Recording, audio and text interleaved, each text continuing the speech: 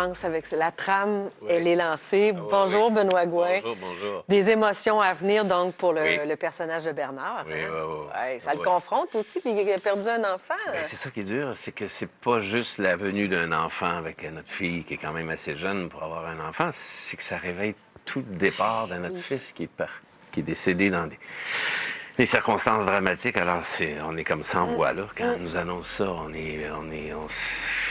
Et là, évidemment, il y a beaucoup de fébrilité autour de ça. Là.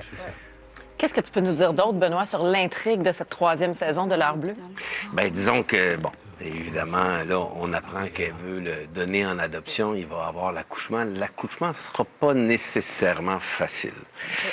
Il va y avoir des problèmes autour de l'accouchement. Il va y avoir, évidemment, tout le monde qui va être bouleversé parce que ça réveille, évidemment, des grandes émotions avec le départ de Guillaume. Donc, il y a ça. Il va y avoir des revirements très inattendus par rapport à ça, mais c'est beaucoup autour de la grossesse et la venue de l'enfant de Clara. Il y a aussi, chez les colocs, là où habite Anne-Sophie, il y a Olivia qui a une tumeur. Et qui va devoir passer à travers une épreuve très difficile. Il va falloir qu'elle change plein de choses par rapport à son approche de la vie, évidemment. Ça bouleverse tout le monde. Il y a beaucoup... mon fils, Raphaël, lui, ses démons il va être confronté à ses démons. Il flirte un peu avec le même univers. Alors, tout le monde est comme intérieurement, on est encore en train de se replacer, de trouver le cap de nos vies, là. Mais juste dans ton propos, là, on l'entend que tu vis vraiment ce que tes personnages vivent quand t'en parles. Mais l'ambiance sur le plateau, c'est comment? Elle est joyeuse. Oui? Elle est joyeuse, elle est calme. Notre réalisateur, Stéphane Baudouin, est d'un calme fou. Tout le monde est heureux, tout le monde est content de travailler pour cette histoire-là. Tout le monde travaille sur la même chose. Quand on entend couper, même si c'est des scènes très dramatiques, après, c'est le bonheur qui est là. C'est très agréable comme plateau.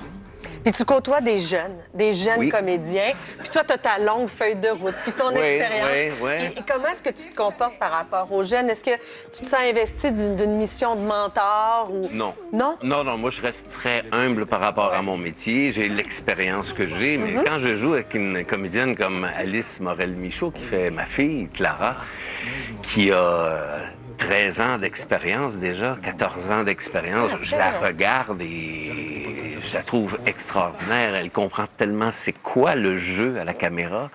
Elle est tellement pertinente dans ses interventions quand elle interroge les enjeux de la scène, le texte avant qu'on commence à tourner. Dans l'émotion, c'est toujours précis, c'est toujours au rendez-vous, scène après scène. Alors je la regarde, puis je me dis, bon, j'ai peut-être une feuille de route remplie, mais... C'est je suis solide. encore très ouvert à recevoir solide. des gens qui ont énormément de talent comme ça, puis par osmose, du coup, non, je vais jouer avec elle. Et on a énormément de plaisir, Alice et moi, à jouer. Quand on a des scènes à jouer ensemble, on est content de se retrouver. On fait « yes, on va jouer ». Mais ça paraît que tu as ce plaisir-là dans le jeu, Benoît. Puis moi, il y a une chose qui m'intéresse beaucoup dans ton parcours, c'est que tu as étudié 3 ans en médecine avant de sacrer ça là et de t'en aller en théâtre. Oui. J'ai commencé, je m'en allais pour être médecin, mais j'ai touché à la scène quand j'étais à l'université. Déjà, en première année, je savais, parce que j'avais participé à un spectacle de sciences santé, puis j'avais, my God, je veux faire ça. J'ai commencé à faire de l'impro en 2e année. Finalement, en 3e année, j'ai compris que j'irais essayer ça avant de poursuivre peut-être une carrière, mes études en médecine. Et ça s'est fait viscéralement. J'ai eu un appel, j'ai répondu à l'appel, et puis voilà. Et là, ça fait 40 ans déjà, pratiquement. Et j'ai jamais regretté mon choix. Non. Et puis, il y en a qui étaient surpris de ce choix-là. Mais j'ai comme écouté ce que j'avais envie de faire, ce que j'aimais. Et puis, ça a fonctionné. À partir du moment où j'ai changé de voie, ça a toujours fonctionné pour moi. Alors, Tu as suivi ta passion. Mais il y a dans la vie, des fois, quand on est plus jeune, on a de la difficulté avec nos passions, Oui. à entendre l'appel, à trouver notre place, à voir c'est quoi. Oui. Puis tu as une implication vraiment sérieuse avec l'organisme Le Grand Chemin. Oui. Qu'est-ce que c'est, ça, Le Grand Chemin? Le Grand Chemin, c'est un organisme qui vient en aide à des jeunes de 12 à 17 ans qui ont des problèmes de dépendance, que ce soit dépendance à l'alcool, toxicomanie, dépendance beaucoup aussi cyberdépendance. C'est de plus en plus un fléau là, aujourd'hui, la cyberdépendance. Alors, c'est un organisme qui offre un encadrement à ces jeunes-là, entre 12 et 17 ans, qui peuvent passer quelques semaines dans une maison où, de façon... ils ont un encadrement. Et là, ils réussissent à dompter cette dépendance-là. Et il y a une campagne de financement en ce moment qui va commencer. Là, ça s'appelle Hoc Sobre. Alors, on invite les gens, d'ailleurs, à aller sur le site hocsobre.com et à choisir une sobriété parmi 4 sobriétés possibles. Donne-nous les exemples, là. Bien, je déconnecte. Tu pourrais, si tu veux, tu peux. Bon, ben moi, je n'utilise mon cellulaire... Ben, on fait ça, là, nous, là, sur le plateau. Sur le plateau, vous le faites de l'heure bleue? Pas de cellulaire sur le plateau. Ah, oui? Ouais. À moins de faire un appel. Mais sinon, urgent, on vérifie mais pas... pas sur le plateau. OK. Tu peux décider aussi... Puis moi, je pense que je vais m'orienter pour ça parce que là, j'ai contacté des amis qui puissent participer. Il y en a qui ne sont pas d'alcool, pas de café. Je m'entraîne. Moi, je pense que ça sera... Ma blonde va être contente d'entendre ça. Pas de grogne au volant. Oh! Ah! T'as ce problème-là? Oui, c'est un défi. Ben, je pense qu'on est beaucoup dans notre habitacle personnel de voiture.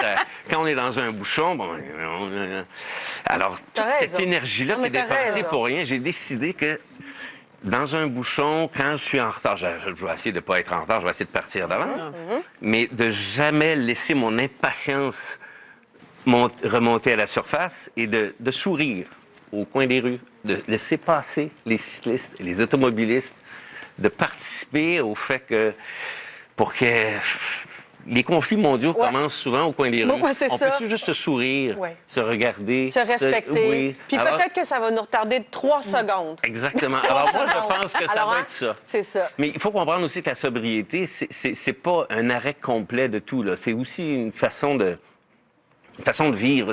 C'est la sobriété, c'est la modération.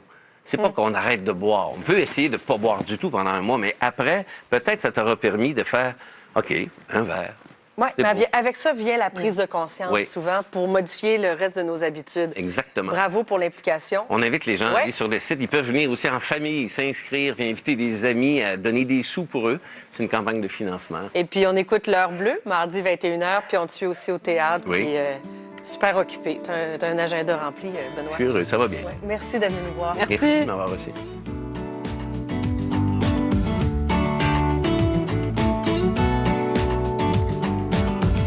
Voici le tout nouveau